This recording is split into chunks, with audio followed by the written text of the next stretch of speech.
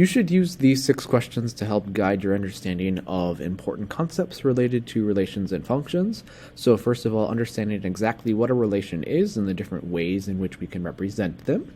And then the third and the fourth questions dealing with domain and range, what they are and how we can identify them in relations. And then the last couple of questions dealing with what a function is and then how we can go about determining whether a particular relation is a function or not.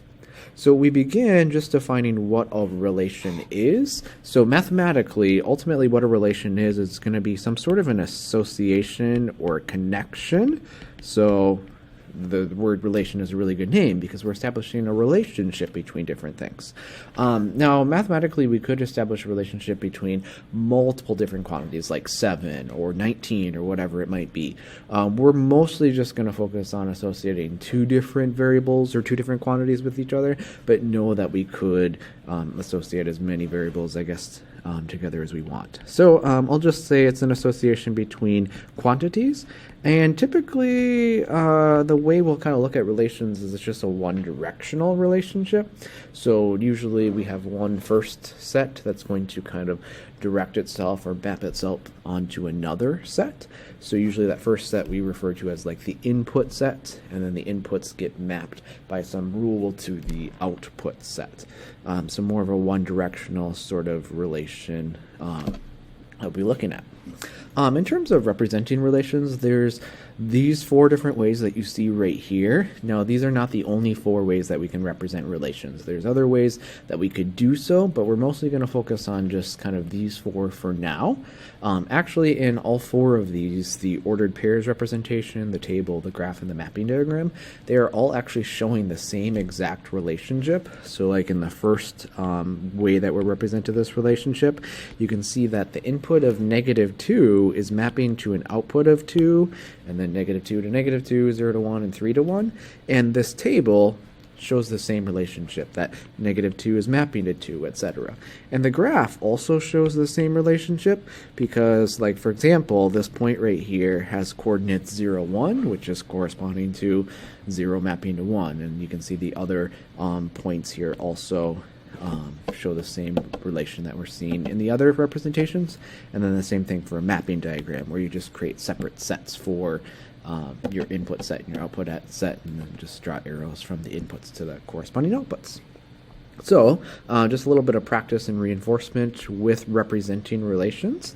So you'll see at the far right side right here, there is an image that if you progressively follow it down, you can just see that after certain amounts of time, that's the height that the skydiver is from the ground.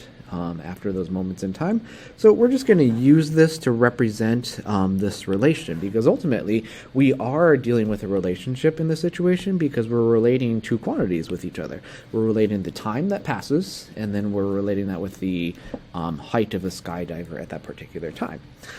So one way in which we could represent this relationship is we could represent this as a set of ordered pairs, basically a set of XY pairs. So we'll probably define our time to be the x variable. So this is one point in a relationship that at 0 seconds, the skydiver is at 10,000 feet in the air. So we'll create an ordered pair out of that. So we're going to have a list of ordered pairs. We're going to have to put commas to separate all of these ordered pairs. And so then we'll just kind of list these all out right here.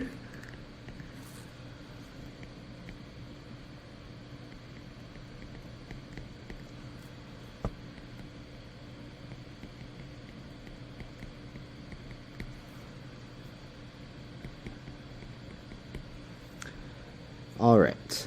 Now, whenever we write a relation and we write a list of ordered pairs, we want to consider this as a complete set. So what we'll need to have around this set of ordered pairs here is what we refer to as braces, or like curly braces, right? So that signifies that all of these points belong together in a relation with each other. Otherwise, without them, we just have a list of ordered pairs. So otherwise, when it's in a set of curly braces like that, then we know we're dealing with a particular relation there. Okay, so some other ways in which we can represent this. So we could represent this in a table. So it's nice to, label your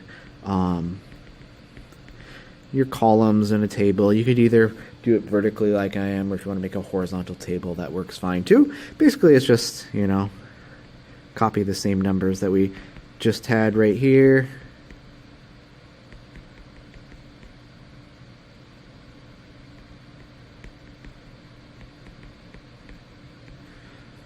So very straightforward there to be able to construct the table. And then another way in which we can represent relations that you need to be able to do is be able to construct a mapping diagram. So when you create a mapping diagram, some people use like ovals, some people will use rectangles, like whatever you want to use is fine. But you just use those shapes to contain your input set and your output set. So we'll use the first one there to be our input set, and then we've got these values here. Now you don't need to, like, the order of these elements isn't really important, so I could write these in a different order if I want to, but just for ease I'll go like that. And then you just draw one directional arrows from the inputs to its corresponding outputs. In this particular relation, it's not too crazy because it's just kind of going straight across. The arrows can cross each other and all that sort of stuff, and other sorts of relations. We'll see that later on. Okay, and then in the last relation right here is just to create a graph. We just have two different quantities we're comparing, time and height, so we can use a two-dimensional representation, which really just is kind of like a part of a coordinate plane. We'll let this be like the time in seconds, and we'll let this axis represent the height, which is in feet. This is going to be kind of really rough here, so we'll say that that's 4, 8, 12, and 16. Let's make that 10,000 there, so about halfway would be 5,000, and then that'd be 6, 7, 8, 9, 4, 3, 2, 1, so somewhere about there. So I'll make a dot right there because when the time is 0, he's 10,000 feet in the air, and then after 4 seconds, it's 97.44, and then 89.76, and then 76.96 is about there, and then 59.04 is about there. Yeah, so we get a relationship that's, it's not a perfect straight line. It's actually going to be kind of curved, kind of going like this, because he's going to go faster and faster and faster as he gets closer and closer to the ground, just because of gravitational acceleration. All right, so that gives us a flavor of how we can go about representing relations in these 4 different ways that you have to know and be able to understand. I'm just going to quick gloss through this. The only reason why I have this is to kind of get at one tiny detail of how we might represent relations sometimes. So I want to do so with a mapping diagram. So there's just a relation right here that's given with ordered pairs. Note there's the curly braces on the outsides, and I'm going to make a mapping diagram, which means that we want to create an input set and an output set. So your inputs here are just going to be all of the x coordinates, so these numbers that I'm underlining in red.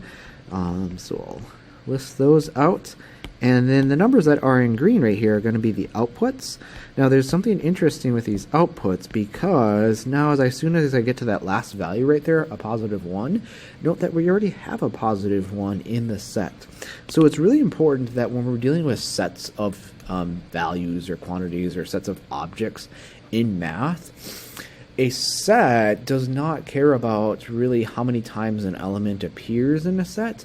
It's really just about making sure that we know that that object is a member of the set. So I don't need to write the 1 twice. So when I now draw the arrows to all of these outputs, what I can just simply do then is, since the 3 also goes to 1, then I can just draw the 3 to go to the same 1. And that would be the proper way to go about representing that particular relation. When you do it in a table, though, you can't really get by, so you kind of just have to write it twice. So when you write -4 goes to -2, and then -1 goes to 1, and 1 goes to -5, and 2 goes to 0, then you're just going to have to write a separate row for 3, 1. So there you'll just kind of keep it normal, but just know that when you're dealing with a mapping diagram, you don't need to write elements more than once.